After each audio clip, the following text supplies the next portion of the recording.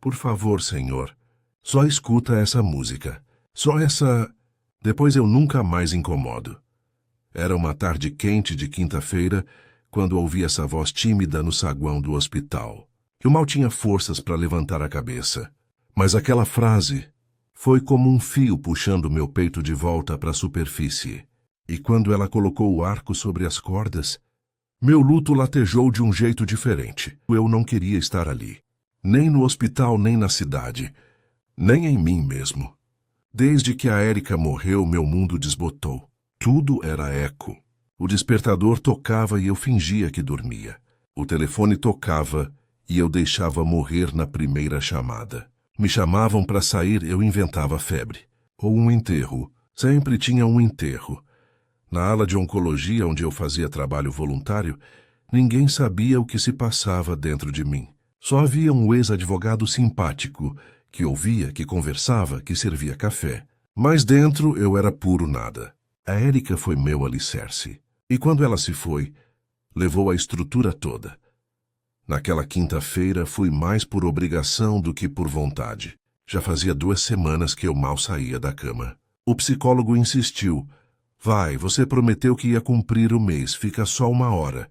Entrei no hospital, dei bom dia sem voz e me afundei numa poltrona perto da janela. Foi quando vi a menina. Loira, cabelos presos num coque torto, sapato surrado e um estojo de violino que parecia maior que ela. Ela falava com a recepcionista e insistia em tocar para os pacientes. Devia ter uns 20 e poucos anos, mas falava como se tivesse 20 minutos e não tivesse medo de ninguém. É só um pouquinho, moça. Eu não cobro nada. Juro. É só que eu sinto que posso fazer diferença. Nem que seja por 2 minutos. A recepcionista, impaciente, já ia despachando. Mas aí ela olhou na minha direção e veio decidida. Você é o Sr. Henrique, né? Assenti sem entender nada. Disseram que o senhor sempre está aqui. Posso tocar uma música? Só uma. Depois eu vou embora. Eu quase recusei. Meu primeiro impulso foi mandar ela seguir com a vida dela, porque a minha estava parada. Mas ela sorriu. Um sorriso desses que não pedem licença. Então toquei com a cabeça. E ela preparou o violino com um cuidado quase cerimonial. O silêncio da ala se moldou ao redor dela. A primeira nota me cortou. Não era só som. Era algo entre choro e memória. Uma música que eu não conhecia, mas que parecia falar de tudo o que eu sentia. Eu não sabia se chorava pela Érica ou por mim. Mas naquele momento, alguma coisa rachou por dentro. E pela primeira vez em meses, eu quis estar ali. Depois daquele dia, ela começou a aparecer toda quinta, sempre no mesmo horário, e sempre dizendo a mesma coisa. Só uma música, Sr. Henrique. Depois eu vou embora. Mentira descarada. Ela nunca ia embora logo depois. Sempre inventava uma desculpa para ficar mais um pouco. Uma senhora que pedia outra música. Um enfermeiro que elogiava. Um paciente que perguntava o nome da melodia. E ela sorria, improvisava. Dizia que a música escolhia o momento. O problema é que, quanto mais ela aparecia, mais eu lembrava da Érica. Não pelas semelhanças, porque não havia nenhuma. A Érica era calma, serena, quase silenciosa. Já essa garota falava com as mãos, com os olhos, com o corpo inteiro. Era uma tempestade de primavera, e isso me irritava, porque a vida dela estava começando. Ao contrário da minha, que tinha acabado. Uma tarde, depois de tocar uma música absurdamente alegre, daquelas que quase te obrigam a sorrir, ela se sentou ao meu lado, como se fosse íntima. O senhor sempre parece que está esperando alguma coisa, mas nunca olha para o relógio. Estou certa, não estou? Olhei para ela sem paciência. Às vezes a gente só espera parar de sentir. Mais um pouco e eu consigo... Ela ficou em silêncio. Pela primeira vez, mas não por muito tempo. A dor não vai parar, Sr. Henrique. Ela só vai virar outra coisa. Música, talvez. Me levantei. Estava cansado. Cansado de frases de efeito, de gente que nunca perdeu nada e fala como se soubesse tudo. Você não tem ideia do que está dizendo. Então você pode me explicar. Eu aprendo rápido. Você acha que tocar um violino barato num hospital é salvar o mundo? É isso? Não. Mas talvez salve eu consiga salvar o Senhor. Ela disse isso devagar, sem raiva. Mas doeu. Porque eu pensei sim, mais de uma vez. E não contei para ninguém. Você tem quantos anos? 22? 23. Por quê? Isso me desqualifica para sentir. Não, isso me desqualifica para te ouvir. Ela se levantou devagar, pegou o estojo e disse com um sorriso meio triste: Tudo bem. Daqui a pouco, algum outro velho cansado me ouve sem querer. Saiu andando pelo corredor com a cabeça erguida, como quem sabe que fez o que tinha que fazer, mesmo quando ninguém reconhece. E ali, sozinho de novo, me peguei desejando que ela voltasse. Mas a quinta-feira seguinte chegou. Diferente dela, que não apareceu. Na semana seguinte, ela não apareceu. Nem na outra. 2 quintas-feiras seguidas com o mesmo corredor silencioso. As mesmas enfermeiras arrastando os pés. Os mesmos pacientes esperando por algo que talvez nunca viesse. Kelsener, esperando por ela, não queria admitir, mas me vi indo mais cedo, caminhando devagar pelos corredores, como quem ronda um lugar sagrado. Na terceira quinta, sem sinal dela, fui até a recepção. A menina do violino. Você sabe o nome dela? A recepcionista ergueu a sobrancelha como se dissesse: Ah, agora quer saber?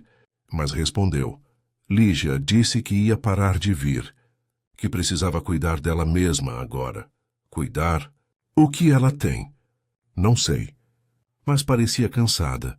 Cansada de tentar convencer os outros de que ela também sente. Aquilo me atingiu com mais força do que eu esperava. Cansada de tentar.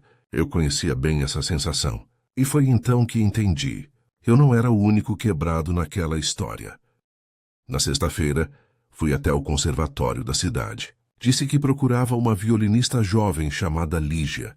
Falaram que ela tinha estudado lá, mas havia trancado o curso. Problemas emocionais, disseram. Ou financeiros. Ou os dois. Peguei um endereço com dificuldade. Fui até um bairro afastado, quase rural.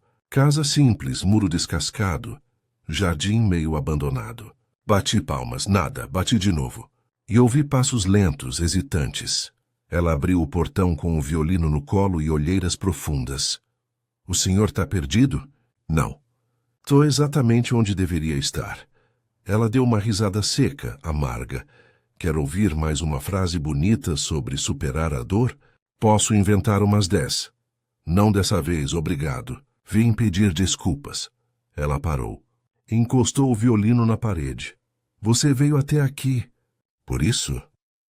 Porque você tinha razão. A dor não vai embora. Mas talvez ela mude de forma.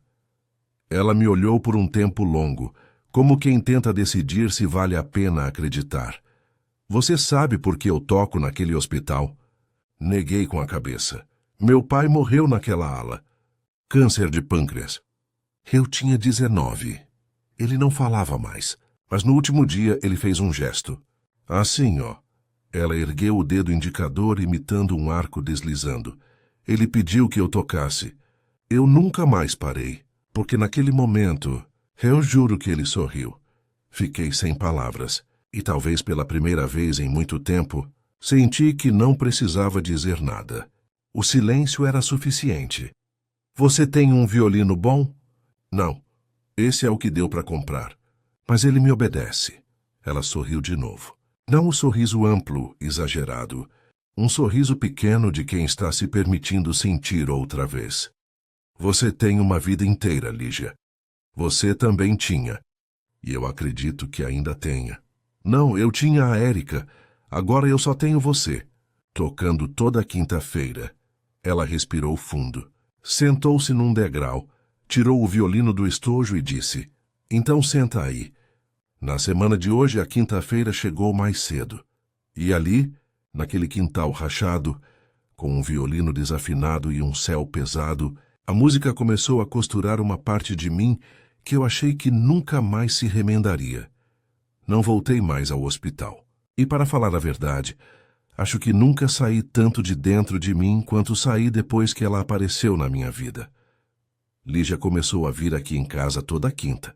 No começo, dizia que era só para manter a tradição, que quinta era o nosso dia. Mas na verdade vinha sempre que podia. Às vezes com o violino, outras vezes só com ela mesma.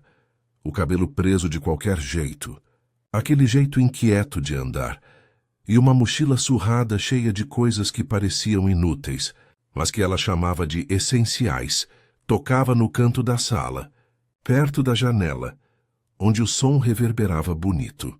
E eu sentava ali como se fosse um ritual. Às vezes ela nem tocava inteiro. Parava no meio, fechava os olhos e dizia: "Hoje essa música ainda não está pronta." E nem eu.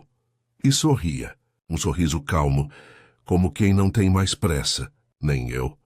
Aos poucos fui mudando pequenas coisas sem nem perceber. As cortinas, antes fechadas, começaram a se abrir sozinhas. As plantas que eu deixava morrer começaram a resistir. O rádio, que era só um objeto na estante, passou a tocar nos domingos de manhã. E minha voz, que antes só servia para dizer obrigado ou não, voltou a ter riso. Lígia ria fácil. E quando ria, ria com o corpo todo. Um riso largo, cheio, verdadeiro. Às vezes eu dizia uma bobagem, só para ver o que ela fazia com aquilo. E ela sempre devolvia melhor. "Sabe o que você parece?" Ela perguntou um dia, olhando para mim com aquela testa franzida de quem não mede as palavras. "Diga com o que eu me pareço." Uma casa abandonada, com um jardim florido. Toda quebrada por fora, mas com cheiro de bolo no forno por dentro. Bolo de fubá ainda por cima. Eu ri. Era a coisa mais estranha e bonita que alguém já disse sobre mim. E ali percebi, eu estava deixando ela entrar. Não só na casa, mas no que sobrou de mim. Uma tarde o sol batia torto na varanda. Aquela luz amarela de fim de dia, que parece coisa de filme. Estávamos sentados no chão, os dois encostados na parede dividindo uma laranja. Ela olhou para mim como quem não queria perguntar, mas perguntou mesmo assim: "Você ainda pensa na Érica todo dia?" Respirei fundo. Não menti. Penso todo dia. Mas agora é diferente. Não é mais como se eu vivesse preso naquele último suspiro. É como lembrar de uma música que marcou a gente.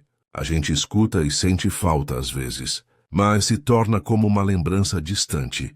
Em algum momento do nosso passado, ela ficou em silêncio por um tempo. Depois encostou a cabeça no meu ombro. "Ela te amou, né? Dar-se-me até o fim. E você?" Ainda amo. Mas não como antes. Agora é como se ela tivesse me deixado com uma chave na mão. E você chegou. E eu vi que tem outra porta." Ela sorriu, mas os olhos estavam úmidos. A gente não disse mais nada por um tempo. Só ficamos ali, respirando juntos, sentindo o calor da parede, o cheiro da tarde. Então, sem pressa, ela virou o rosto para mim. Não houve música de fundo, nem vento dramático. Só o silêncio entre duas pessoas que se reconheceram. E me beijou devagar, com firmeza, com verdade. Um beijo que não pedia permissão, mas oferecia abrigo. E eu aceitei, porque já fazia tempo demais que eu vivia como se não merecesse mais isso. Quando o beijo terminou, ela encostou a testa na minha. "Eu não vim para te curar, Henrique. Vim porque te reconheci. E eu te reconheci também." Ficamos abraçados ali, sem medo de recomeçar. Porque a verdade é essa. A vida nunca devolve o que ela leva. Ela não devolveu a Érica, não devolveu o tempo, mas ela me trouxe a Lígia, e isso não substitui, mas transforma. Transforma a dor em lembrança boa, a saudade em força, o silêncio em som, e o fim em um novo começo. E agora toda quinta tem música na sala, tem beijo na cozinha, tem chamor no riso solto e, às vezes, até dança no corredor. A vida não voltou a ser como era. Ela virou outra, mas pela primeira vez em muito tempo, é uma vida que eu quero viver.